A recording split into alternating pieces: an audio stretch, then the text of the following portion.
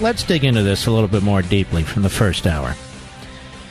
First of all, anybody who tries to use what Desantis said as a racist issue to hit him over the head, you know they are frauds. Absolute, disgusting frauds. Period. And you really do dumb... It's like the use of the word Hitler. You really do dumb down what these words in the wrong context really do mean and how hurtful they are. And I heard Juan Williams on Fox even go further, that he said he was articulate and a socialist. Well, he is articulate, and he is a socialist. So in other words, DeSantis can't run for governor. You're not allowed to run. You're not around to run. So understood phrases and, usual words to describe an opponent and an opponent's views, you're not allowed to use. This is what they pulled with Obama. And quite frankly, God rest his soul, John McCain fell for it. But this is what they pulled with Obama, and this is what they're pulling with the guy in Florida, and this is what they'll always pull, because they don't want to win fair and square. They got to whip up the base, they got to whip up the media. Well, the media does the whipping up, but you understand my point. And so the gentleman is a socialist. The gentleman is articulate.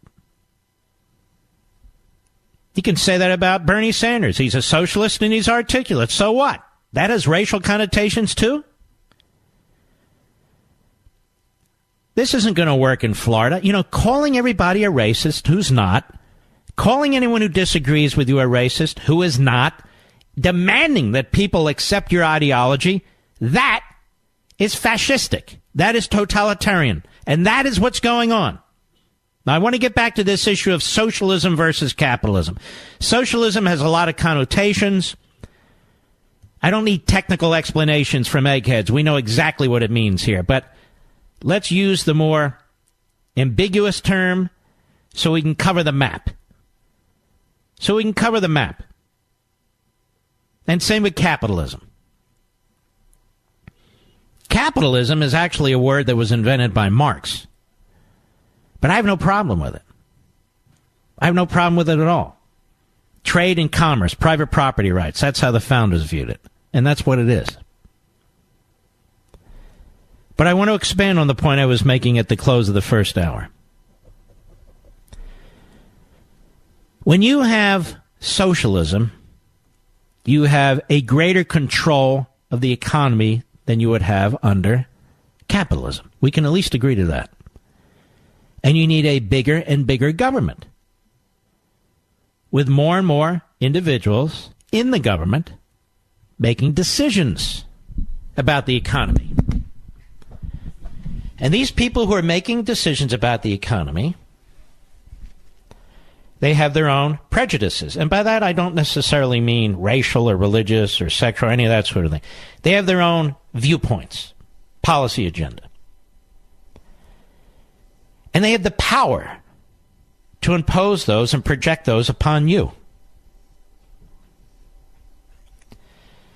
And more our government wants to know what race you are. More and more our government wants to know what your wealth is. More and more our government wants to know what your religion is. More and more our government wants to know more and more about you. Why?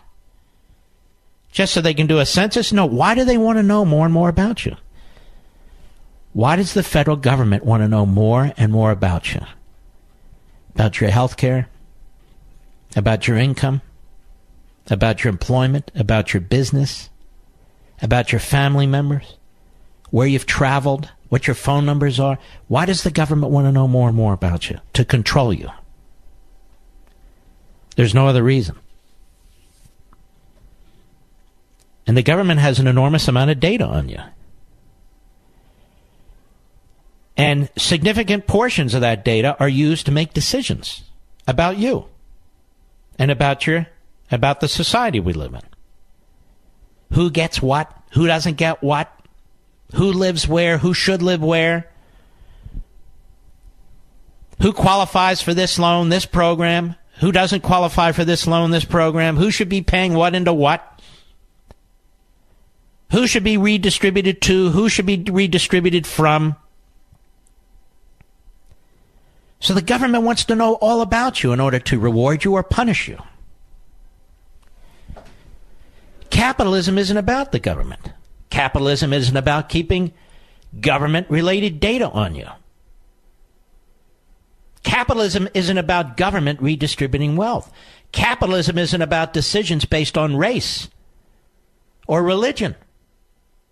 Oh, of course there are those who do it, but as a whole, it is not.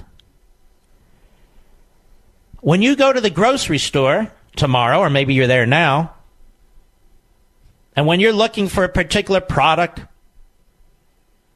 you don't care if a black farmer grew it or a white farmer grew it or somebody with a mixed heritage grew it. You could care less.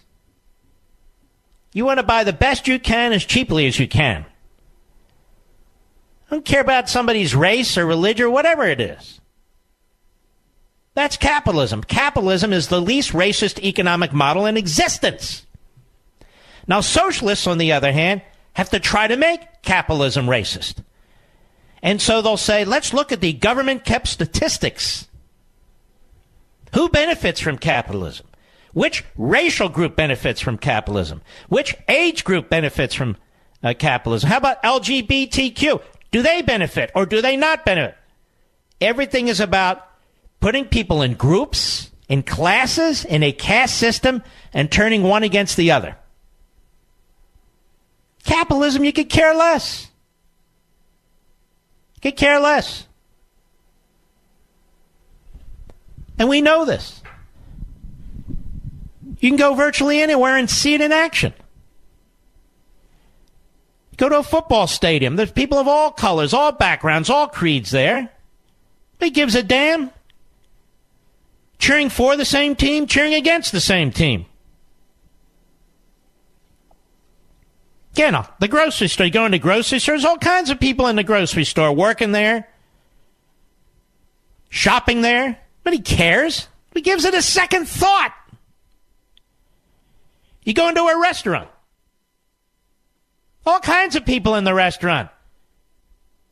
Nobody's doing a head count based on race or that group sits over there, that group sits over there. The government likes that sort of thing. Capitalism. True capitalism. It works.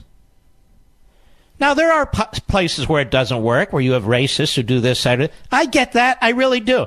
And that applies everywhere in anything in all walks of life. It's a sad fact. As Shelby Steele says, racism exists as stupidity exists. We'd love to wring it out of society, but some of it just exists. But that doesn't mean the whole system and the whole society is racist. Now, who died and named the Democrat Party the monitor of racism, when it is the Democrat Party that has always been the party of racism?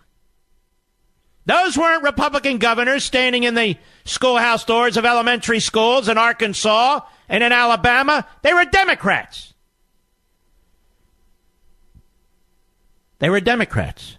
And the South has changed now. It's Republican. So there aren't Republican governors standing in anybody's door. No, there aren't. The first Civil Rights Act of the modern era. Of course, we could talk about what took place right after the Civil War. They were Republican, but let's bring it up. The 1957 Civil Rights Act. Dwight Eisenhower. You never hear about it. You never hear about it. These Civil Rights Acts were Republican ideas. Some Republicans voted against it for constitutional reasons, not for racial reasons. But every single Democrat who voted against those Civil Rights Acts claimed they did it for constitutional reasons, but they did it because they were segregationists, including Robert Byrd, the former leader of the Democrat Party in the Senate, meaning that Democrats voted for him to be their leader. Who is the leading segregationist in the Republican Party in the modern era who they voted to be a leader? Not one. None. We cannot let people get away with labeling conservatives and Republicans racists when they are not. The President of the United States. Not a racist. He's never been a racist. He's hired more minorities than CNN and MSNBC combined in his career. No evidence whatsoever. Why? Because he supports securing the border and enforcing our immigration laws? Now you're a racist? Why? Because he supports law enforcement to try and keep our communities safe? Now you're a racist? No, he's no racist. But there are plenty of race baiters, I can tell you that. The golden age of journalism, right, Jake Tapper? The golden age of journalism, or as I said the other day, no, it's the golden age of yellow journalism. I'll be right back. Mark Levin.